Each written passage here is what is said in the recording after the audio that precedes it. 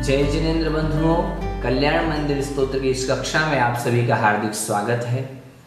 हमने पिछले पद्य में जाना था कि तीनों संध्याओं काल में जो आपकी स्तुति करते हैं ऐसे मनुष्य धन्य हैं, और हम भी चाहेंगे कि हे भगवान, हम भी आपकी तीनों संध्याओं में स्तुति करते हुए अपने आप को धन्य बनाने का प्रयास करें। आज हम नए पद्य के साथ भगवान की और भी अचिंत्य जो महिमा है उस महिमा के संदर्भ में जानने का प्रयास करेंगे। सर्वप्रथम उच्चारण के साथ, अस्मिन्नपार भववारि निधौ मुनीश मन्येन मे श्रवण गोचरतां गतोऽसि आकर्णिते तु तव गोत्र पवित्र मंत्रे किं वा विपद विषधरी सविदं समेति। इस प्रकार से इसका उच्चारण है। देखें, जहाँ कठिन पद हो सकते हैं उसको मैं द्वारा बोल देता हूँ, आप उसका अच्छी तरह से श्रवण करें। अस्मिन् नपार, यहाँ पर दो नकार हैं, अस्मिन् नपार नहीं होगा, अस्मिन् नपार। इस प्रकार से गतोसी, गतः असि अथवा गतो असि नहीं बोलना है, गतोसी बोलना है। आकर्णिते विपद विषधरी, यहाँ ध्यान रखना है, विपद विषधरी कहीं कहीं पर जुड़ा होगा जिन वाणियों में, तो आप देखें जब आप बोलें तो अलग अलग करके भी बोल सकते हैं जिससे कि आपको उच्चारण में शिथिलता महसूस ना हो।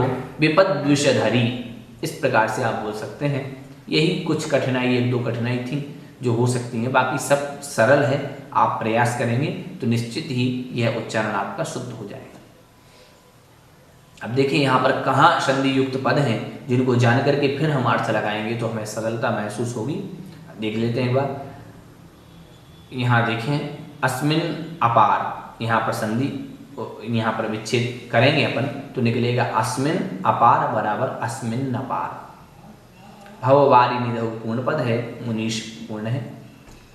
गतः असि, देखो श्रवण गोचरताम के बाद जो गतोसी दिया गया है इसका जब विच्छेद करेंगे तो निकलेगा गतः असि बराबर बन जाएगा गतोसी।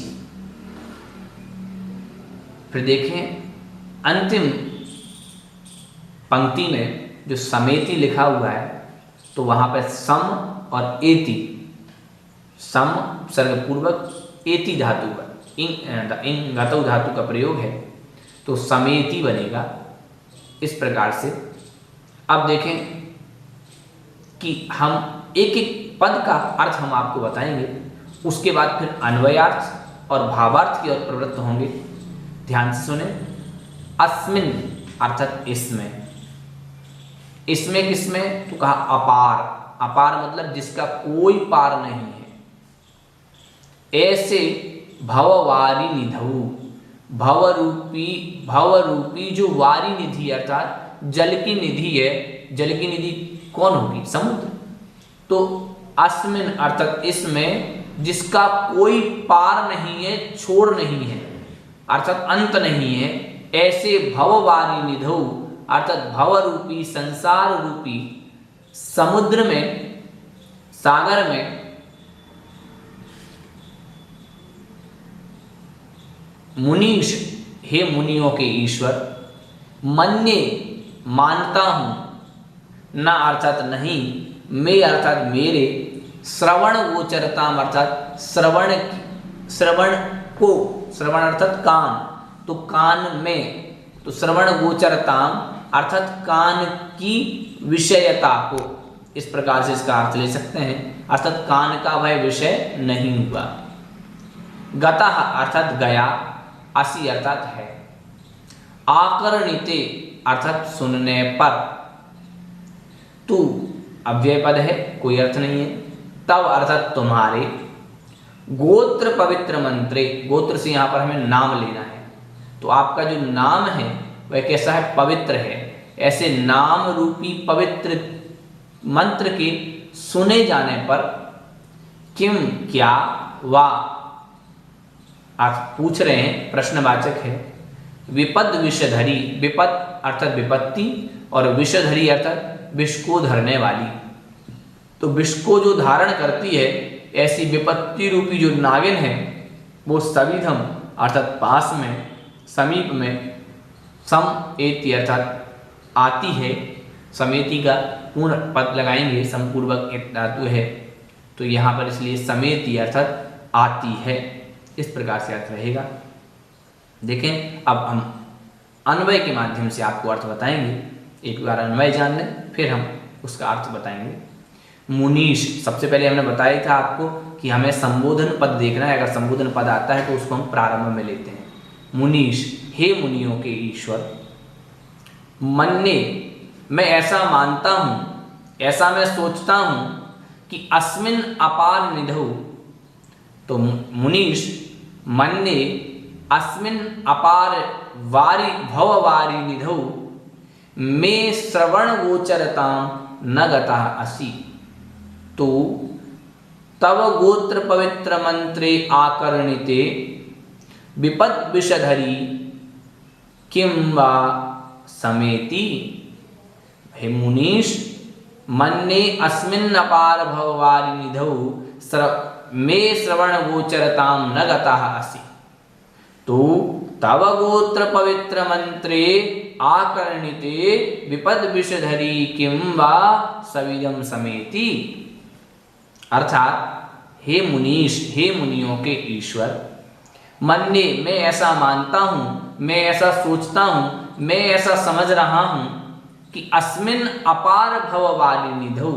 अस्मिन अर्थात इस, अपार अर्थात जिसका कोई पार नहीं है, जिसका कोई छोर नहीं है, ऐसे भववारी निधौ अर्थात भव रूपी जो वारी निधि है अर्थात समुद्र है, ऐसे उस समुद्र में मैं अर्थात मेरे श्रवण गोचरताम अर्थात श्रवण अर्थात कान और गोचरता अर्थात विषय। तो श्रवण के कानों के विषय न गतः असि अर्थात गतः मतलब प्राप्त और न अर्थात नहीं, तो नहीं गतः अर्थात प्राप्त, असि अर्थात है। तो आप श्रवण के विषय को प्राप्त नहीं हुए, क्योंकि अगर ऐसा हो जाता तो तू अर्थात यहां से ले रहे हैं कि वास्तविक में तब गोत्र पवित्र मंत्रे आकर्णिते, तुम्हारे गोत्र पवित्र अर्थात नाम रूप जो पवित्र मंत्र है उस पवित्र मंत्र के आकर्णिते सुन लेने पर अर्थात वह अगर मेरे कान में चला जाता अर्थात आपका नाम ही अगर मेरे इस कान में प्रविष्ट कर जाता तो विपद विषधरी अर्थात विपत्तियों को अर्थात जहर को, जब विषधरी का हम अर्थ लगाएंगे तो जहर को, विपद का अर्थ ले लेंगे हम जहर से, जहर को विष का अर्थ लेंगे हम जहर और धरी अर्थात धारण करने वाली। तो विपत्ति रूपी विष को धारण करने वाली जो नागिन है वो किम वा क्या, सविधम समेति वा क्या समीप में, सविधम अर्थात समीप में, समेति अर्थात आती है क्या, अर्थात आपका अगर नाम मैं ले लूं, अगर आपका नाम मेरे कानों में अच्छी तरह से गूंजा रहे तो बड़ी से बड़ी विपत्ति भी मेरे सामने टिक नहीं सकती। देखें द्वारा, हे मुनीश, हे मुनियों के ईश्वर। मन्ने, मैं ऐसा मान रहा हूँ, मैं ऐसा समझ रहा हूँ, मैं ऐसा सोचता हूँ कि अस्मिन अपार भववारी निधौ अर्थात इस अपार अर्थात जिसका कोई पार नहीं है, ऐसे भव रूपी जो वारी निधि अर्थात समुद्र है, उस समुद्र में मेरे अर्थात मेरे श्रवण गोचरताम न गतः असि, श्रवण गोचरता को अर्थात कान के विषय को अर्थात कानों में आपका नाम न गतः असि नहीं गया होगा। क्यों? क्योंकि अगर आपका नाम मेरे कानों में चला गया होता तो निश्चित ही तब गोत्र पवित्र मंत्रे आकर्णिते, तुम्हारे गोत्र अर्थात नाम और पवित्र अर्थात पवित्र, तो नाम रूपी जो पवित्र मंत्र है उस मंत्र के आकर्णिते अर्थात सुन लेने पर अर्थात उस मंत्र के कान में अच्छी तरह से पड़ जाने पर विपद विषधरी, विपत्ति रूपी जो विष को धरने वाली है ऐसी नागिन क्यों वा क्या सविधम समेति क्या पास में आती अर्थात कभी नहीं आती। समेति अर्थात आना। हम देखिए यहाँ पर जो विपद विषधरी यहाँ पर जो प्रयोग हुआ है वो विपत्ति यहाँ पर नागिन नहीं लेना है, नागिन लेना है मतलब विपत्ति रूपी नागिन। तो विपत्ति रूपी नागिन से मतलब नागिन विष से शहित होती है, तो ऐसे ही विपत्तियां बहुत सारी होती हैं और वह विपत्तियां विष के समान ही हैं, इसलिए यहाँ पर विपद विषधरी कहा है।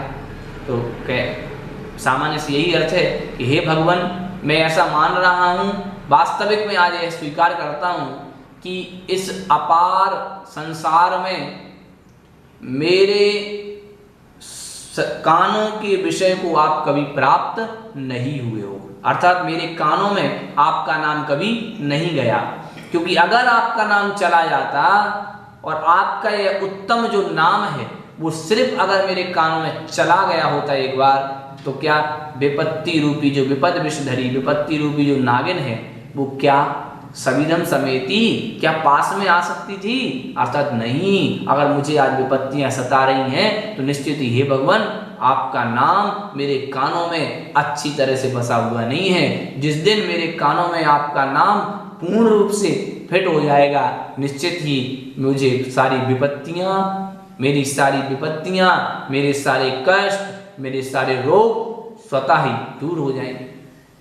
इस प्रकार से प्रभु महिमा का यहाँ पर व्याख्यान आचार्य कुमुद चंद्राचार्य महाराज ने किया कि हे भगवान, इस मेरी गलती सिर्फ इतनी ही है कि आपका नाम मेरे इस कानों में नहीं गया, और अगर कानों में अगर आपका नाम चला गया होता तो निश्चित ही आपका नाम ही इतना पवित्र है कि उसको सुन लेने पर विपत्ति रूपी जो नागिन है वो कभी भी पास में नहीं आती, अर्थात विपत्तियां तो सारी मुझसे ओझल हो जाती, ऐसा अर्थ यहाँ पर कर रहे हैं। और वास्तविक में हम पढ़ते ही हैं, वक्तामर जी आदि में सब कुछ पढ़ा ही है हमने कि आस्ताम तवस्तमन मस्त समस्त दोषम त्वत्संग कथापि जगताम दुरितानि हंति। तुम्हारी कथा मात्र ही जगत के प्राणियों को दुख दूर कर देती है। उसी प्रकार हे भगवान, आपका सिर्फ नाम ही पर्याप्त है मेरी विपत्तियों को दूर करने में। बस आपका नाम सुना होता तो विपत्ति आज तक कोई भटकती नहीं। इस प्रकार का आचार्य कुमुद चंद्राचार्य जी महाराज ने यहाँ पर वर्णन किया। वो यहाँ पर भगवान को इतना श्रेष्ठ बता रहे हैं कि हे भगवान, आपका सिर्फ नाम ही इस संसार में जो जीव रह रहे हैं उन सभी जीवों का कष्ट मिटाने में पर्याप्त है। इसलिए हम भी अगर प्रभु नाम स्मरण कर देते हैं, प्रतिदिन अगर हम नाम स्मरण करें अच्छी तरह से, तो निश्चित ही हमारा इस लोक से कल्याण होना तय है। ऐसी भावना के साथ हम भी भगवान का नाम अपने हृदय में बसा कर के रखेंगे। इस भावना के साथ आज की कक्षा को यहीं पर विराम दिया जाता है। कल पुनः आपसे मिलेंगे, तब तक के लिए जय जिनेंद्र बंधु।